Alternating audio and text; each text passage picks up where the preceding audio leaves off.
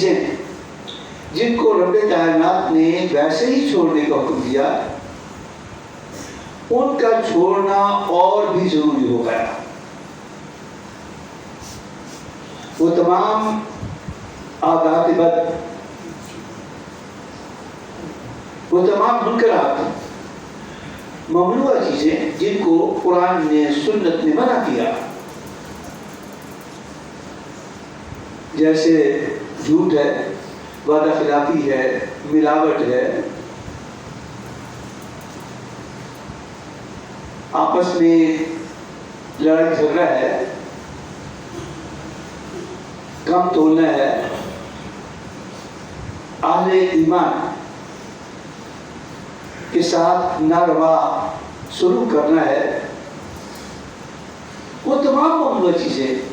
جو منکرات میں ہیں، جو ممنوع ہیں، جو ناپسندیدہ ہے، اخلاق رذیلہ میں ہیں، عادات رذیلہ میں ہیں، ان تمام چیزوں سے اسلام نے منع کیا۔ یاد رکھیے کہ کوئی ایسی چیز جو اچھائی والی ہو وہ نہیں ہے کہ جس کا اسلام نے حکم نہ کیا ہو، اور برائی والی کوئی چیز ایسی نہیں ہے جس سے قرآن و سنت نے منع نہ کیا ہو۔ اب جب کہ مہینہ بھر کی ایکسرسائز مکمل ہوئی، ایک طرف یہ یوم شکر ہے، ایک امتحان تھا، ایک آزمائش تھی، حکم الہی تھا، روٹین سے ہٹ کر باتیں تھیں، ان تمام چیزوں کو اختیار کیا، اللہ کی رضا کے لیے کیا، اپنے معمولات سے ہٹ کر کیا، اور جو چیزیں پہلے سے ہی ممنوع تھیں ان سے بھی اجتناب کیا۔ اور آج عید الفطر کا دن اس اعتبار سے یوم تفکر بھی ہے کہ آج سے اگرچہ کھانے پینے اور مباشرت کی پابندی اب اس طرح نہیں رہی جیسے ماہ سیاہ میں تھی روزے کی حالت میں، مگر جن چیزوں سے عمومی طور پر رب کائنات نے منع کیا تھا وہ اب بھی موجود ہیں اور پوری زندگی کے لیے۔ تمام اچھے امور جس میں حسن خلق ہے، نبی اکرم صلی اللہ علیہ وسلم فرماتے ہیں کہ انما بعثت لاتمم مکارم الاخلاق، اور کما قال صلی اللہ علیہ وسلم انما بعثت لاتمم حسن الاخلاق، مجھے تو میرے رب کائنات نے مبعوث اس لیے کیا ہے کہ میں حسن اخلاق کو، اعلیٰ اخلاق کو اس کے کمال تک پہنچا دوں۔ اور نبی اکرم صلی اللہ علیہ وسلم نے یہ عمل اس عمدگی کے ساتھ کیا، اس عمدگی کے ساتھ کیا کہ خود رب کائنات نے ڈکلیئر کیا کہ وَإِنَّكَ لَعَلَىٰ خُلُقٍ عَظِيمٍ، اے محبوب کریم یقینی طور پر آپ صاحب خلق عظیم ہیں۔ حضرت علی مرتضیٰ شیخ خدا رضی اللہ تعالیٰ عنہ سے ایک مرتبہ ایک بدوی نے پوچھا کہ اے علی مرتضیٰ شیخ خدا کرم اللہ وجہ الکریم، آپ نبی اکرم صلی اللہ علیہ وسلم کے بہت قریب رہے ہیں، آپ کو حضور کے اخلاق کریمانہ کا بھی پتہ ہوگا؟ آپ نے فرمایا ہاں۔ کہنے لگے پھر مجھے نبی اکرم صلی اللہ علیہ وسلم کے اخلاق دلوا دیں، مجھے نبی اکرم صلی اللہ علیہ وسلم کے اخلاق کریمانہ دلوا دیں۔ آپ نے فرمایا کہ تم مجھے کائنات میں رب کریم کی موجود نعمتوں کو گن کر بتاؤ، تو پھر میں تمہارے سوال کا جواب دیتا ہوں۔ کہتے ہیں عجیب بات کرتے ہیں، آپ کو تو باب العلم کہا جاتا ہے، آقا علیہ الصلوۃ والسلام نے فرمایا کہ انا مدینۃ العلم وعلم بابها، تو آپ کہتے ہیں کہ میں کائنات پہ موجود اپنی کی نعمتیں جن کا بتاؤں، یہ تو ممکن ہی نہیں ہے۔ وَإِن تَعُدُّوا نِعْمَتَ اللَّهِ لَا تُحْصُوهَا، خود اللہ نے فرمایا کہ اگر تم میری نعمتوں کو گننا چاہو گے، شمار کرنا چاہو گے تو تم کر نہیں سکتے ہو، تو یہ میں کیسے کر سکتا ہوں؟ آپ نے فرمایا کہ ہاں تم نے سچ کہا، لیکن تمہارے علم میں یہ نہیں ہے کہ رب نے فرمایا کہ بتاؤ دنیا قلیل، دنیا کا سارا اثاثہ اس میں ساری نعمتیں شامل ہے، یہ مل کر بھی قلیل ہے۔ اور نبی اکرم صلی اللہ علیہ وسلم کے بارے میں فرمایا کہ انک لعلی خلق عظیم، اے محبوب کریم علیہ الصلوۃ والتسلیم آپ صاحب خلق عظیم ہیں، اگر تو قلیل کو شمار نہیں کر سکتا تو یہ کیسے توقع کر سکتا ہے کہ عظیم کا احاطہ کیا ہے؟ ہمارے آقا صاحب خلق عظیم ہیں، ہمارا دین خلق عظیم کا امین ہے۔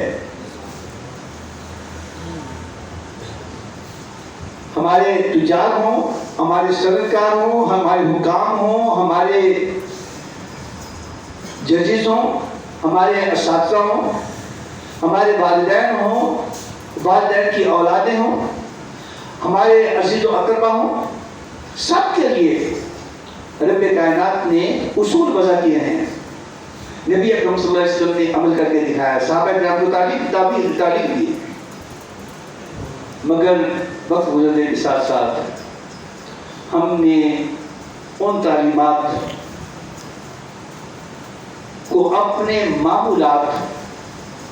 کا اس سے حصہ نہیں بنایا جیسے نبی اکرم صلی اللہ علیہ وسلم کا منشا تھا، اور جیسے جیسے ہم اخلاقی گراوٹوں کا شکار ہوئے ویسے ویسے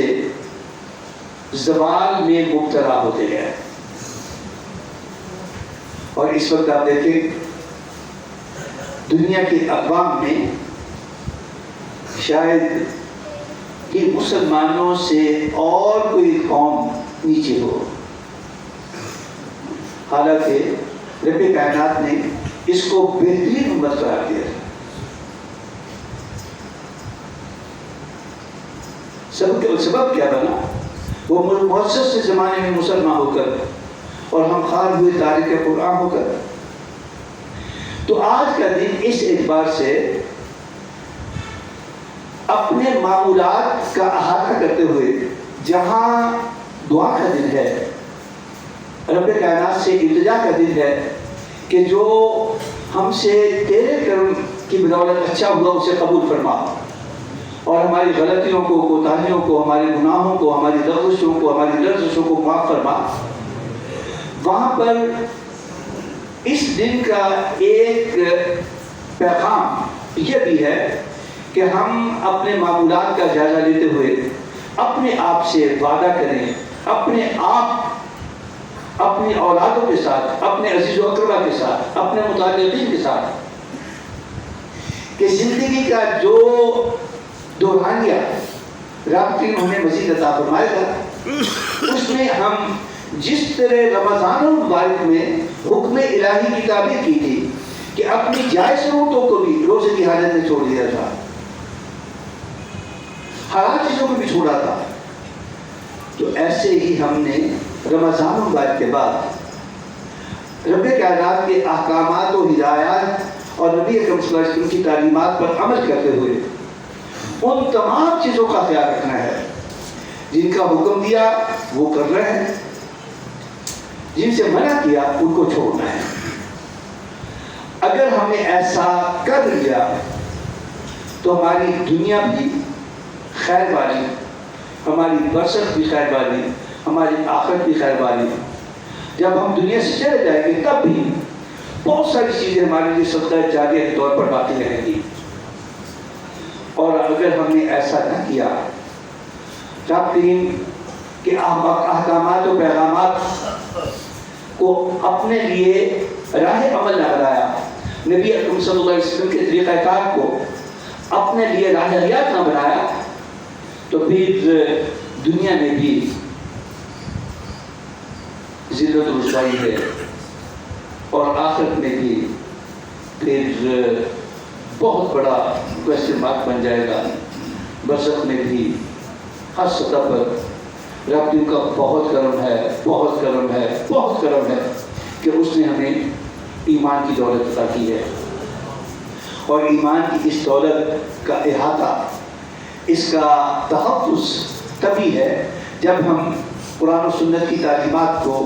اپنے لیے زندگی کا عمل بنا رہے ہیں۔ اور اگر عملی طور پر ہم قرآن و سنت کو نظر انداز کرتے ہیں تو پھر سارے حالات آپ کے سامنے ہیں۔ ہم کس سطح تک گر چکے، ہمارے حکمران ایک اسرائیل جس کے بارے میں محقق یہ کہتے ہیں کہ اگر اس کے ارد گرد بسنے والے مسلمان ممالک کے لوگ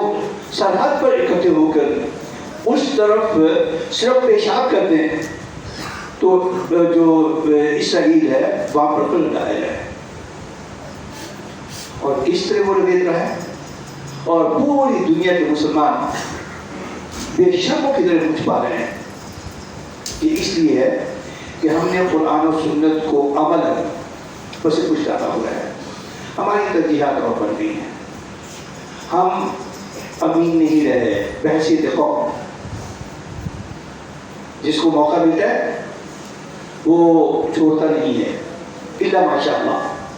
ہم اپنے فرائض کی بجا آوری کے لیے خوف خدا سے دور ہٹ گئے ہیں۔ آقا علیہ الصلوۃ والسلام کی سنتیں ہمیں مرغوب و محبوب نہیں رہی۔ نتیجتاً آپ دیکھیں کہ ہم اپنے بچوں کو، اور ہمارے جو لائق فائق بچے نوجوان ہیں، وہ مسلم علاقوں سے نکل رہے ہیں، غیر مسلم علاقوں میں جا رہے ہیں، اور بڑے خوش ہوتے ہیں، والدین بھی خوش ہوتے ہیں، نوجوان بھی خوش ہوتے ہیں۔ ہوتا کیا ہے، ایک غیر مسلم پروفیسر، یہ ابھی ماجد کی بات ہے، بہت دور کی بات نہیں ہے، ایک کانفرنس میں اس نے ایڈریس کیا تو بتایا کہ ہم مسلمان بڑا خوش ہوتے ہیں، ہم ان کو اپنے ملازم کے طور پر ہائر کرتے ہیں، ان کے جو چیتا انتہائی قابل لائق فائق لوگ ہیں، ڈاکٹرز ہیں، انجینئرز ہیں، سائنس کے اسٹوڈنٹس ہیں، کمپیوٹر سائنسز کے اسٹوڈنٹس ہیں، ان کو ہم اپنے ملازم بناتے ہیں، ملازم بنا کر ان سے ہم اپنی ضرورت کا کام لیتے ہیں اور انہیں تنخواہ دیتے ہیں۔ وہ اچھے معاوضے کے چکر میں ہمارے ہاں مزید محنت کرتے ہیں کہ کہیں ہمیں نکالا نہیں، اور ہماری نیشنلٹی حاصل کرتے ہیں۔ ہم نے ان سے خدمت کی، ان کو معاوضہ دیا، لیکن ہمارا ٹارگیٹ صرف یہ نہیں ہے۔ جب وہ لوگ ہمارے ہاں آ کر نیشنلٹی حاصل کریں گے، جہاں پر رہیں گے، وہاں سے آئیں گے تو مسلمان آئیں گے جیسے بھی ہیں، لیکن ان کی اگلی نسل جب ہمیں رہے گی نا تو بہت کچھ ہمارا اختیار کر لے گی، اور دوسری تیسری نسل کے بعد ہو سکتا ہے کہ وہ نام کے تو مسلمان رہ جائیں لیکن عمل کے مسلمان نہیں رہیں گے۔ یہ ہمارا ٹارگیٹ ہے، اور ہم کتنی خوشی کے ساتھ اپنی قابل جو ہمارے نوجوان ہیں مختلف سیکٹرز کے، ان کی طرف پھیر رہے ہیں، اس لیے کہ ہم قرآن و سنت کو امن چھوڑ بیٹھے ہیں۔ لیکن ہمارے ہاتھ پر رحم فرمائے، نماز کا وقت ہو گیا، یہ نماز روٹین سے تھوڑا سا ہٹ کر ہوتی ہے، اس لیے اس کا میں طریقہ کار آپ لوگوں کو گوشتدار کر دوں، خدمات ہوتی ہے۔ یہ 2 رکعتیں ہیں، اور یہ نماز واجب ہے، یاد رہے یہ نماز واجب ہے، جبکہ دن میں 5 نمازیں فرض ہیں۔ فرض کا درجہ بہت بڑا ہے، بہت بڑا ہے، واجب اس کے بعد آتا ہے۔ نماز فجر فرض ہے، ظہر فرض ہے، عصر فرض ہے، مغرب فرض ہے، عشاء فرض ہے۔ یاد کر کے دیکھیں کہ کیا فرض نماز کے لیے بھی روٹین میں ہم ایسے ہی مسجد میں اکٹھے ہوتے ہیں؟ یہ نماز واجب ہے، 2 رکعتوں پر مشتمل ہوتی ہے، اور اس میں 6 تکبیرات زائدہ ہوتی ہیں۔ 6 تکبیرات زائدہ ہوتی ہیں، 3 پہلی رکعت میں، 3 دوسری رکعت میں۔ پہلی رکعت میں 3 تکبیرات زائدہ جس میں رفع یدین کیا جاتا ہے تکبیر تحریمہ کی طرح تکبیر کہتے ہوئے، اور